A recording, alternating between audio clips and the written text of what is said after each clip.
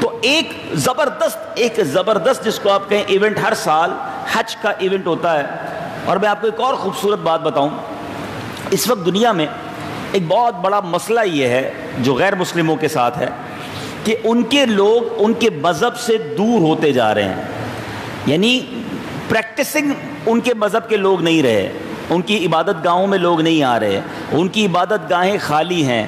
دنیا میں لا دینیت بہت بڑھ رہی ہے. دوسرے مذہب کو چھوڑ کر لوگ کہتے ہیں کسی دین کی ضرورت نہیں ہے, کوئی خدا نہیں ہے, دنیا ویسے ہی بن گئی ہے. بڑی تعداد میں لوگ یہ کنورٹ ہو رہے ہیں. لیکن اگر غور سے دیکھیں نا, میں الحمدللہ وہ بندہ آپ کے سامنے بات کر رہا ہے, میں نے آلموسٹ ساری دنیا دیکھی ہے, اور اس سارے سروے کے بعد اس نتیجے پر پہنچا ہوں کہ the most practicing religion on earth, کائنات میں سب سے زیادہ اگر کسی مذہب کے ساتھ لوگ اٹیچ ہیں تو الحمدللہ وہ اسلام ہے. اور اس کی خوبصورتی پتہ کیا ہے؟ بے شک پورا ہفتہ نماز نہ پڑھے, جمعے کی نماز ہمارا وہ تہوار ہے کہ ہماری مسجدیں آج بھی دنیا میں فل نظر آتی ہیں. پھر اس کے بعد رمضان آتا ہے, پورا مہینہ مسجدوں میں لوگ اللہ سے کنیکٹ ہو جاتے ہیں. عید الفطر روڈیں جام ہو جاتی ہیں, عید الاضحیٰ اب قربانی کا تہوار, اس کے بعد اس کی نماز عید بہت بڑی تعداد. اور سبحان اللہ جو حج ہے, اللہ اکبر, یہ دنیا میں کوئی تہوار ایسا نہیں ہے جس میں اپنی جیب سے اربوں خربوں روپے خرچ کر کے تکلیفیں اٹھا کر اس سخت گرم موسم میں دنیا بھر سے لوگ پہنچتے ہیں. یہ اللہ سے محبت نہیں تو کیا ہے, یہ دین سے محبت نہیں تو کیا ہے. میں کل منسٹری آف حج کے لوگوں کے ساتھ بیٹھا تھا, انہوں نے بتایا کہ اس سال 14,000 لوگ حج پہ وہ جا رہے ہیں پاکستان سے جن کی عمر 80 سال سے زیادہ ہے. پاکستانی گورنمنٹ نے اس بار اچھا کام یہ کیا کہ اس سال 80 سال سے اوپر والے حاجیوں کی قرآن دازی نہیں کی. جو 80 سال سے اوپر تھے سب کا حج پہ پاس کر دیا. میں سوچتا رہ گیا یہ اللہ سے کیسی محبت ہے کہ 80 سال سے زیادہ عمر ہو گئی ہے, ان کو چلنے پھرنے میں پرابلم ہوگی. 14,000 حاجی جو ہے وہ اس سال پاکستان کی طرف سے حج کرنے جا رہے ہیں. تو ذرا سوچئے میٹھے اسلامی بھائیوں, یہ وہ خوبصورت تہوار ہیں, یہ وہ خوبصورت ایونٹس ہیں کہ جس سے اسلام ہر سال ترقی کرتا ہے, ہر سال اللہ سے محبت بڑھتی جا رہی ہے, اور اللہ ہمارے مذہب کو مزید ترقی عطا فرمائے. آج بات کرتے ہیں ایک اور جو خوبصورت ایونٹ جو ساری دنیا میں منایا جاتا ہے, بہت زبردست, ہمارا یوں سمجھیے اسلامی ایک فریضہ ہے جس کو ہم سنت ابراہیمی بھی کہتے ہیں, اور وہ ہے قربانی. قربانی کیسے ہم پر واجب ہوئی, قربانی کے پیچھے کانسیپٹ کیا ہے, آج اس کے بارے میں کچھ سمجھتے ہیں. اور آج سب سے پہلے حضرت ابراہیم علیہ السلام کا تعارف حاصل کرتے ہیں. شاید بہت سارے ناظرین کے لیے جو سوشل میڈیا پہ مجھے سن رہے ہیں اور جو یہاں موجود ہیں ان کے لیے نئی باتیں ہوں گی. یاد رہے کہ نبی پاک علیہ السلام کے بعد سب سے افضل جو نبی ہیں, یاد رکھیے گا, 1,24,000 کم و بیش انبیاء ہیں. یہ تو سب کو پتہ ہے کہ پیارے آقا سب سے افضل و اعلیٰ ہیں, نبیوں کے سرور ہیں. مگر نبی پاک کے بعد سب سے افضل جو نبی ہیں وہ حضرت ابراہیم علیہ السلام ہیں. حضرت ابراہیم علیہ السلام ہی اپنے بعد میں آنے والے سارے نبیوں کے والد ہیں. آپ جو ابو الانبیاء کہلاتے ہیں, حضرت ابراہیم کے بعد جتنے بھی انبیاء آئے ہیں سب کے والد حضرت ابراہیم ہیں.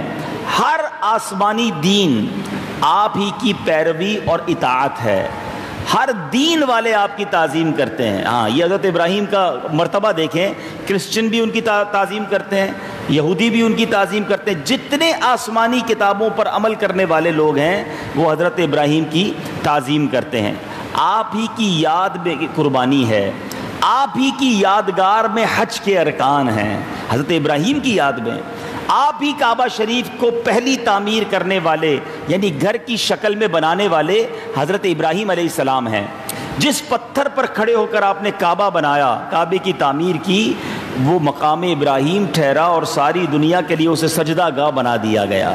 ابراہیم کے کھڑے رہنے کی جگہ جو ہے وہ مسلمانوں کے لیے سجدے کی جگہ بنا دی گئی. یہ مرتبہ حضرت ابراہیم علیہ السلام کا.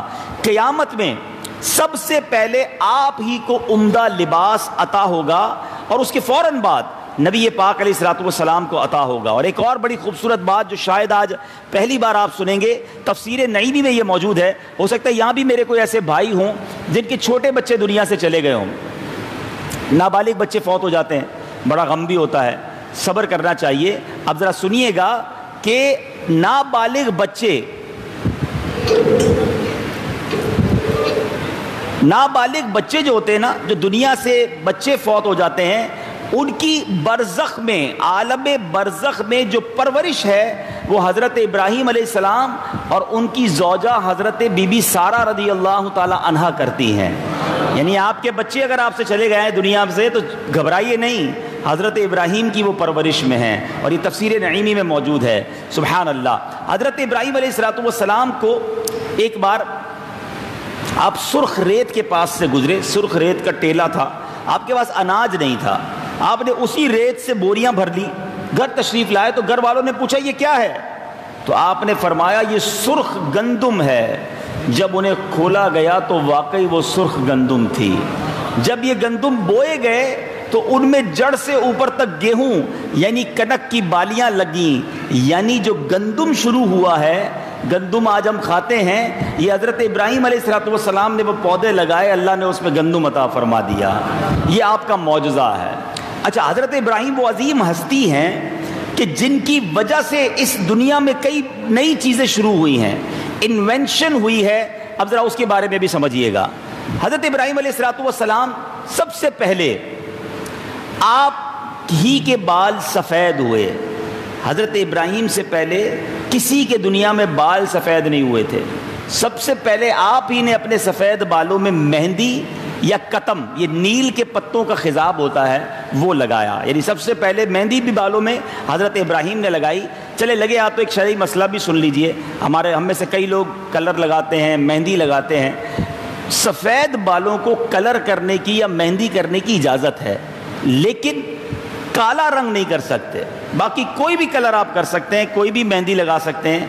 بلیک کلر کرنا کچھ شرعی اجازتیں ہیں، فوجیوں کے لیے ہے یا دیگر معاملات میں، ورنہ نارملی اگر کوئی شخص کالا خضاب لگاتا ہے یا کالا کلر لگاتا ہے، یہ ناجائز و حرام ہے. جب تک وہ کلر لگا رہے گا آپ گناہ گار ہوں گے.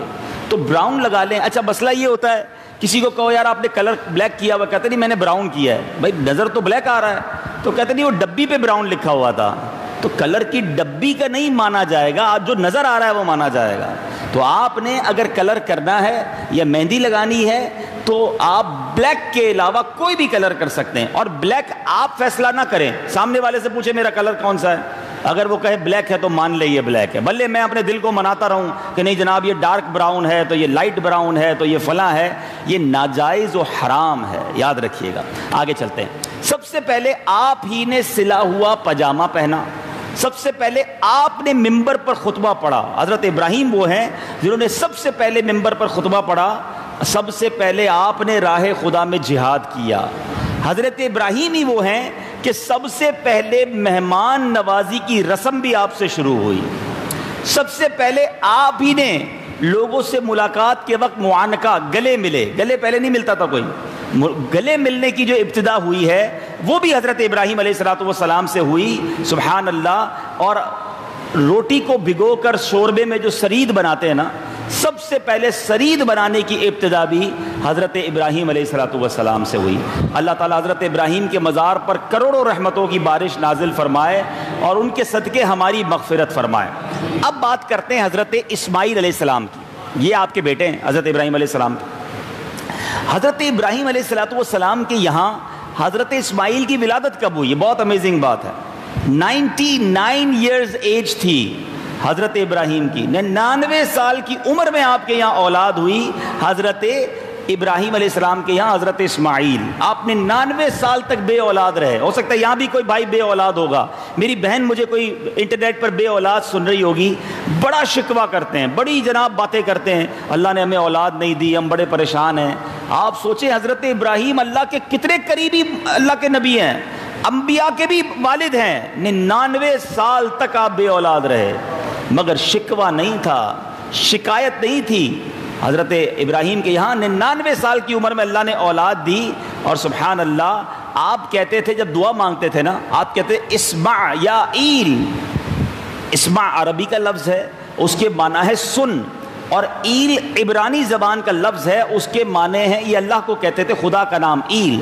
اے اللہ میری سن لے، مجھے اولاد دے. اسمع یا ایل. اللہ اکبر. جب حضرت اسماعیل پیدا ہوئے تو آپ نے ان کا نام ہی اسماعیل رکھ دیا. اللہ نے سن لی بات, سبحان اللہ. اچھا اب ذرا آگے چلتے ہیں. حضرت اسماعیل علیہ السلام, اب ذرا اس کی سگنیفیکنٹ بات سمجھیے گا. کسی کے یہاں اولاد نہ ہونا, 14-15 سال بعد جب بچہ ہو تو پوچھو اس کو بچے سے محبت کتنی ہوتی ہے. بیٹا نہ ہو اور بیٹا 20 سال بعد ہو تو سارا خاندان ہی اس بیٹے کی کیئر کر رہا ہوتا ہے کہ بڑی مرادوں سے یہ بچہ ملا ہے. 99 سال کے بعد اولاد ہوئی تھی, محبت کا عالم کیا ہوگا.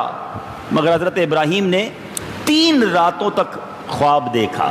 8ویں رات, ذوالحجہ کی 8ویں رات تھی. آپ نے دیکھا کہ کوئی کہنے والا کہہ رہا ہے کہ بے شک اللہ تمہیں اپنے بیٹے کو ذبح کرنے کا حکم دیتا.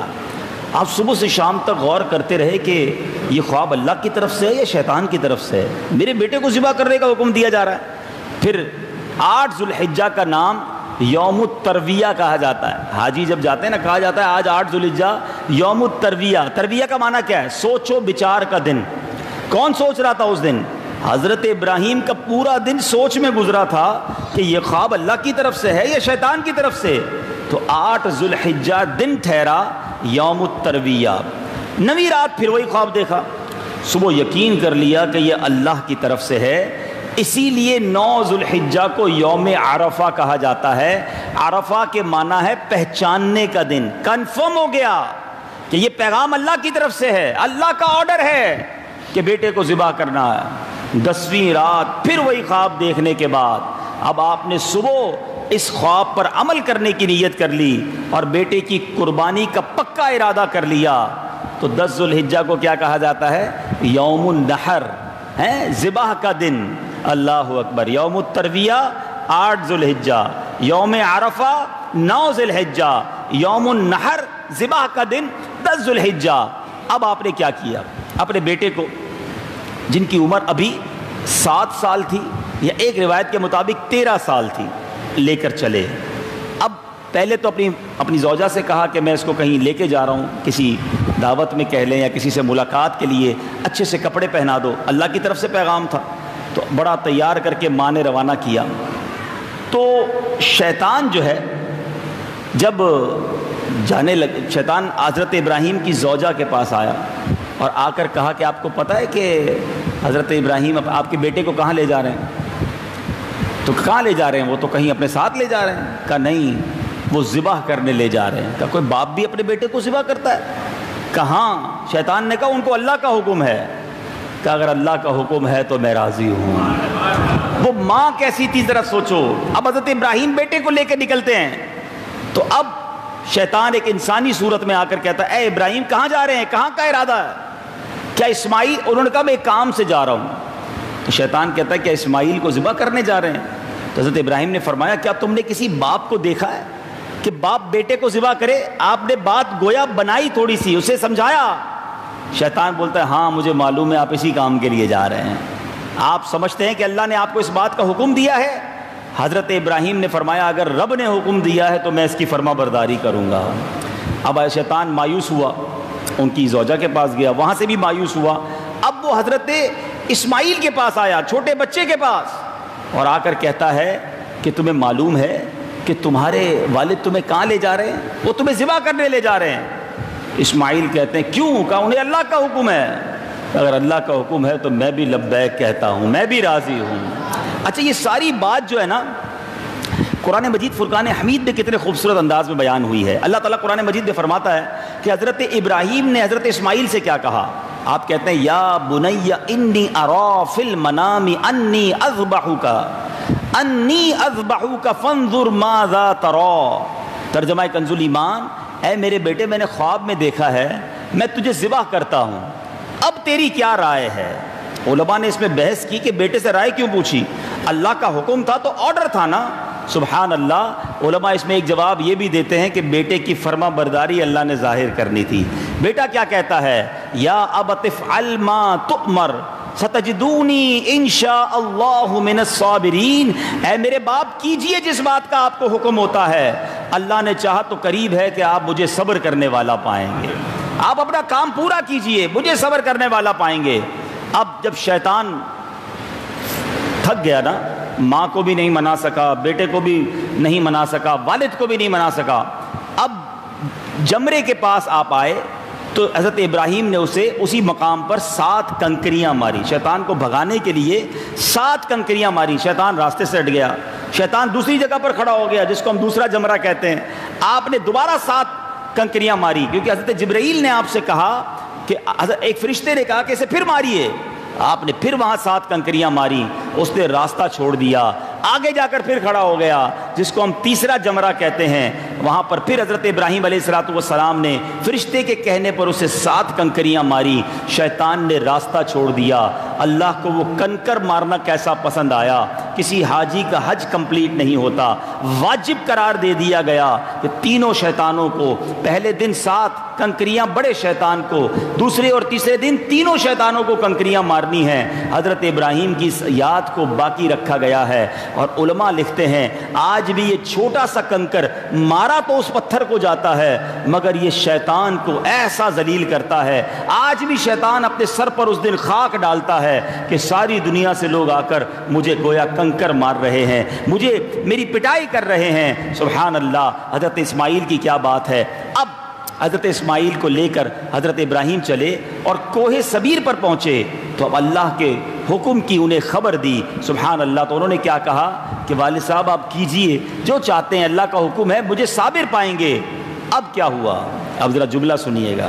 حضرت اسماعیل اپنے والد سے کہتے ہیں ابا جان ایک کام کریں، مجھے ذرا مضبوطی سے باندھ دیجئے گا، میں زیادہ ہل نہ سکوں کیونکہ مجھے ڈر ہے کہ کہیں میرے ثواب میں کمی نہ ہو جائے، گردن پر چھری پھرے گی، میں زیادہ ہلوں گا تو کہیں میرے ثواب میں کمی نہ ہو جائے، مجھے اچھی طرح باندھ دیں اور میرے خون کے چھینٹوں سے اپنے کپڑوں کو بچائیے گا، ایسا نہ ہو میری والدہ میرا خون دیکھیں تو زیادہ غمگین نہ ہو، اور ایک کام کیجئے گا چھری کو اچھی طرح تیز کر لیجئے گا تاکہ میرے گلے پر اچھی طرح چل جائے، میرا گلا جلدی کٹ جائے۔ اور فرماتے ہیں ایک اور کام کیجئے گا ابا جان مجھے پیشانی کے بل لٹا دیجئے گا، آپ میرا چہرہ نہ دیکھ سکیں، کیونکہ آپ میرا جب چہرہ دیکھیں گے تو کہیں ایسا نہ ہو تو آپ کے ہاتھ میں لغزش آ جائے، باپ کی محبت جاگ اٹھے، آپ مجھے الٹا لٹا کر ذبح کر دیجئے گا۔ اور ایک اور کام کیجئے گا جب میری والدہ کے پاس جائیں تو میرا سلام دیجئے گا، میرا یہ قمیص انہیں تحفے میں دے دیجئے گا۔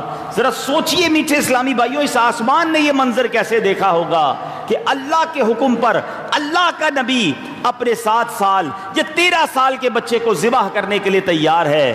اللہ اکبر۔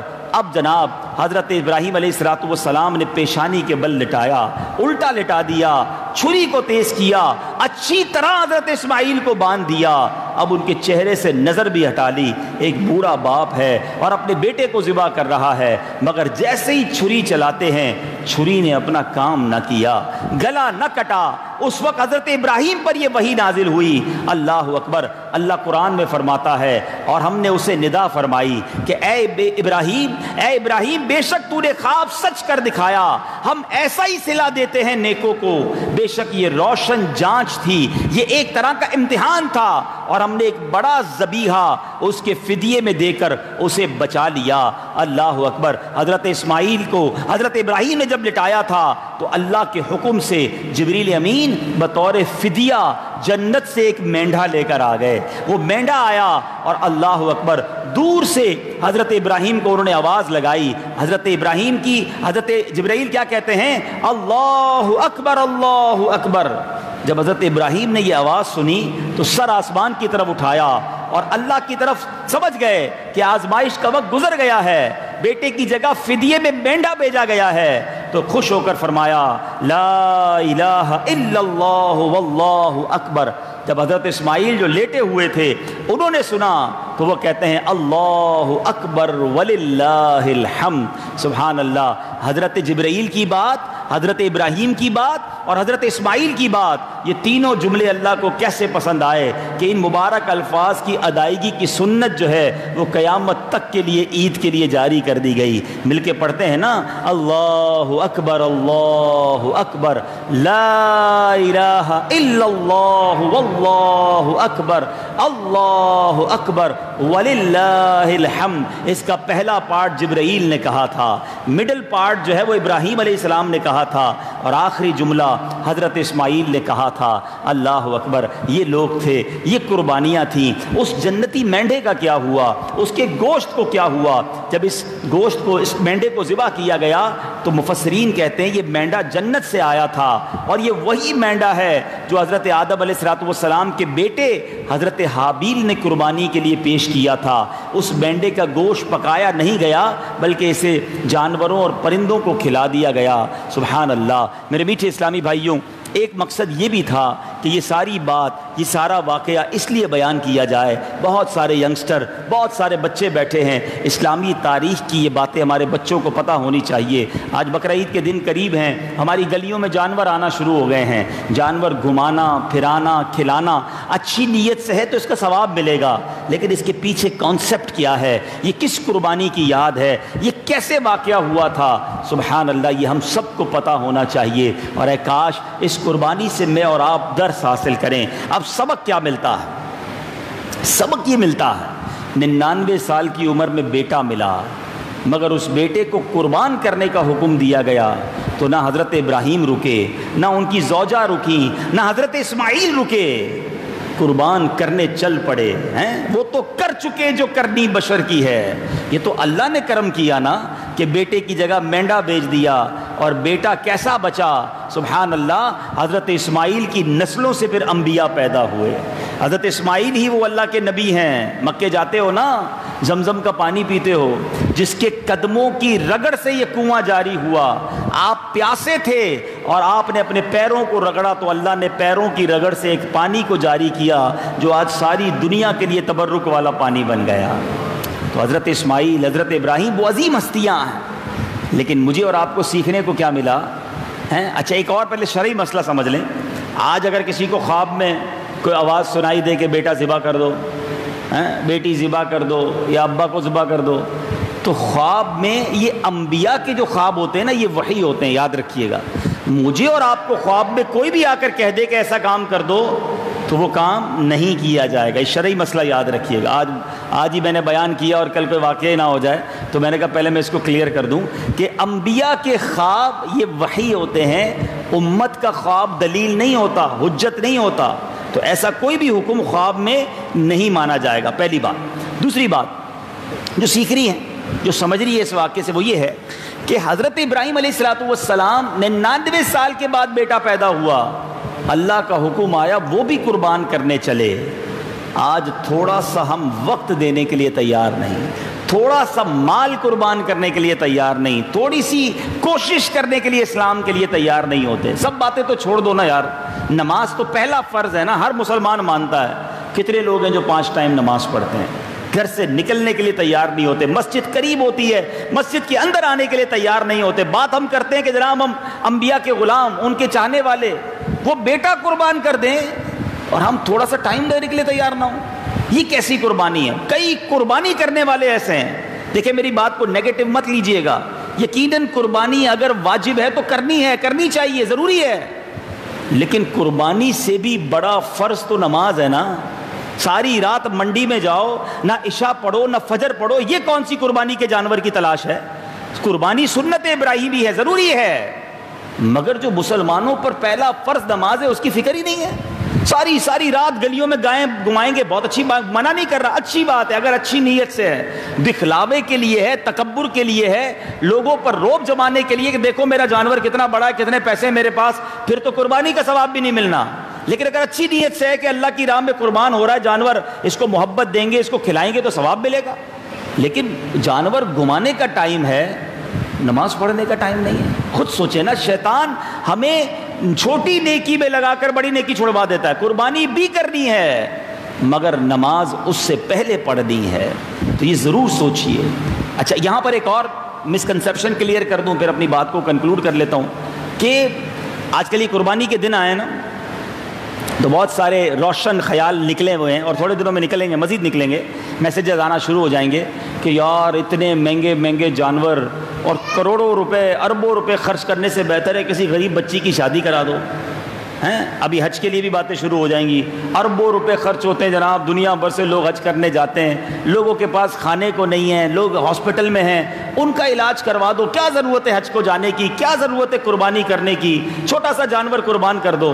مجھے یہ سمجھ نہیں آتی یہ ہر سال غریب بچی کی شادی بقرعید میں کیوں یاد آتی ہے.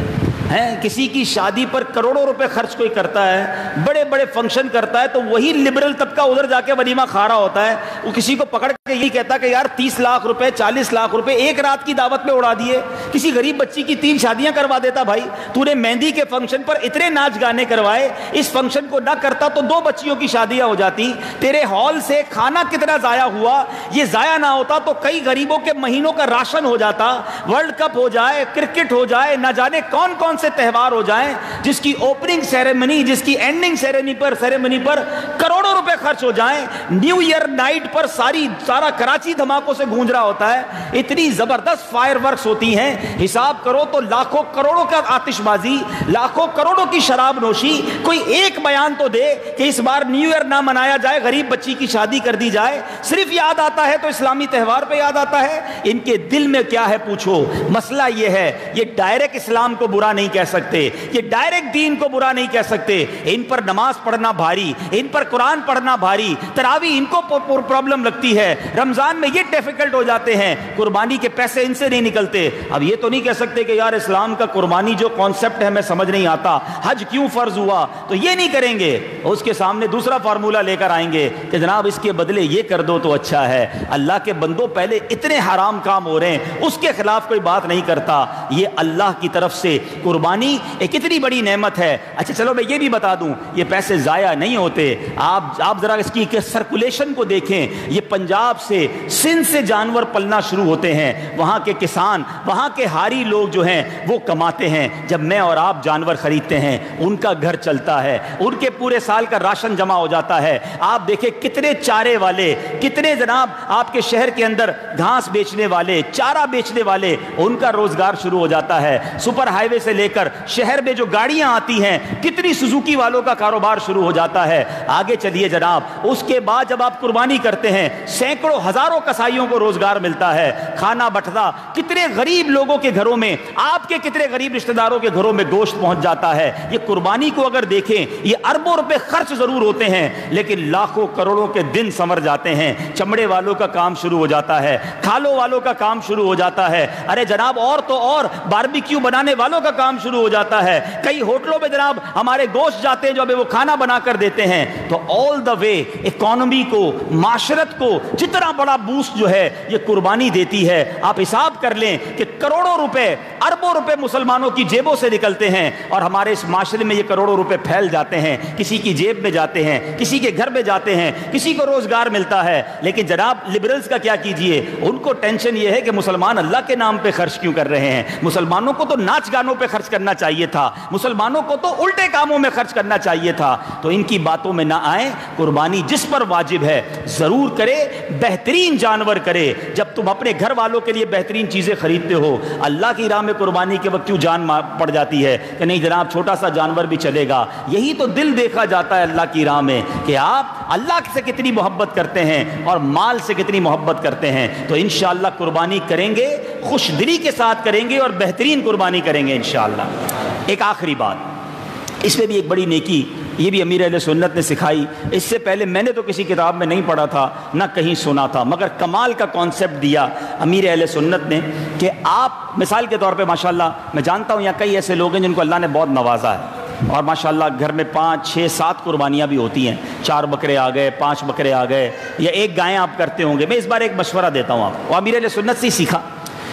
مثال کے طور پہ آپ کے گھر میں 6 قربانیاں ہیں, 7 قربانی, اور آپ کا ارادہ یہ ہے کہ 7 بکرے یا 6 بکرے لے کر آنے ہیں, ٹھیک ہے, یا 1 گائے لانی ہے. آپ 1 گائے نہ لیں, آپ 7 بکرے لیں, ٹھیک ہے.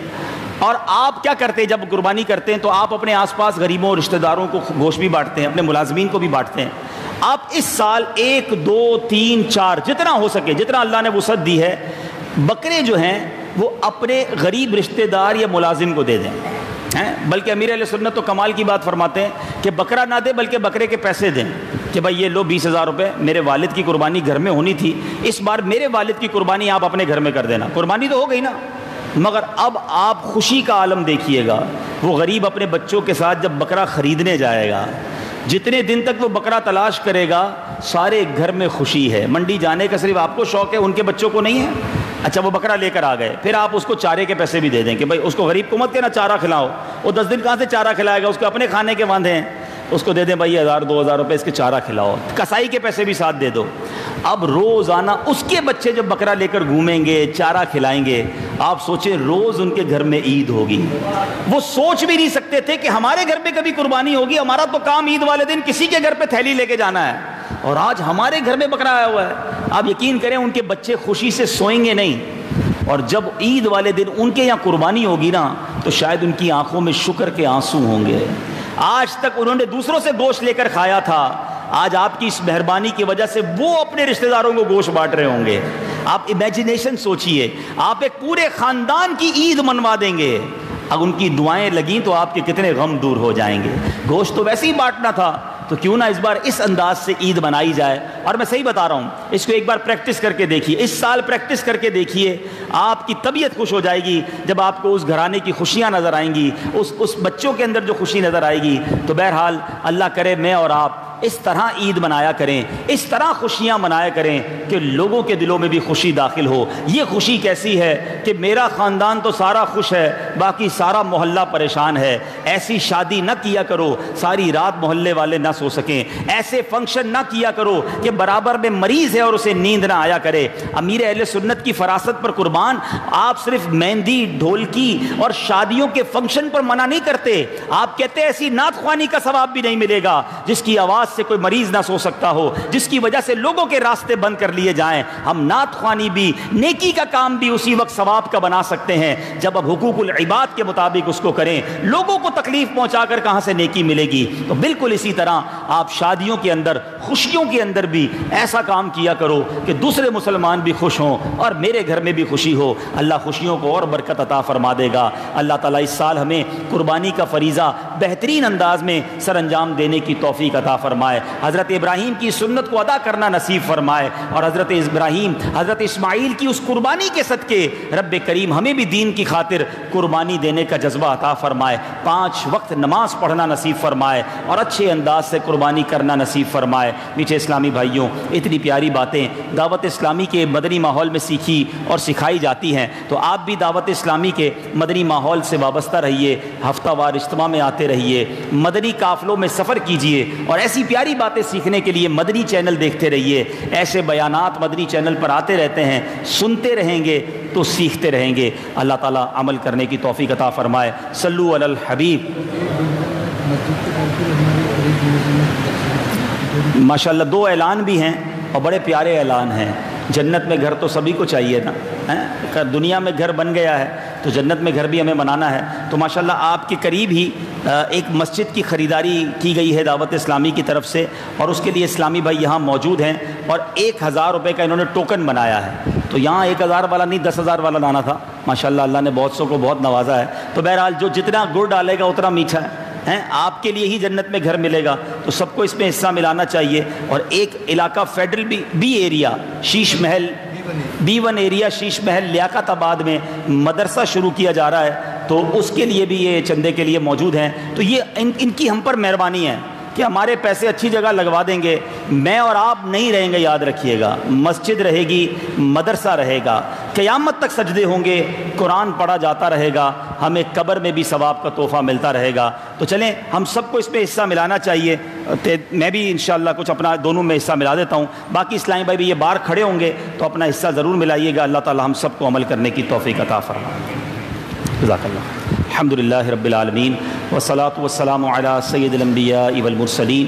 اللہم ربنا آتنا فی الدنیا حسنۃ وفی الآخرۃ حسنۃ وقنا عذاب النار وقنا عذاب القبر وقنا عذاب الحشر وقنا حساب المیزان۔ رب کریم ہم سب کا جمع ہونا اپنی بارگاہ میں قبول فرما، ہم سب کے تمام صغیرہ کبیرہ گناہوں کو معاف فرما، ہماری ہمارے ماں باپ کی، نبی پاک علیہ الصلوۃ والسلام کی ساری امت کی بخشش فرما، ہمیں نیک بنا دے، پرہیزگار بنا دے۔ اس سال جو قربانی کر رہے ہیں اللہ ان کی قربانی قبول فرما، جو حج کو جا رہے ہیں ان کا حج قبول فرما، اخلاص کے ساتھ عبادتیں کرنے والا بنا دے، دین متین کی خاطر ہمیں قربانی کا جذبہ عطا فرما، اس مسجد کو شاد و آباد فرما، اس کو آباد کرنے والوں کے گھروں کو آباد فرما۔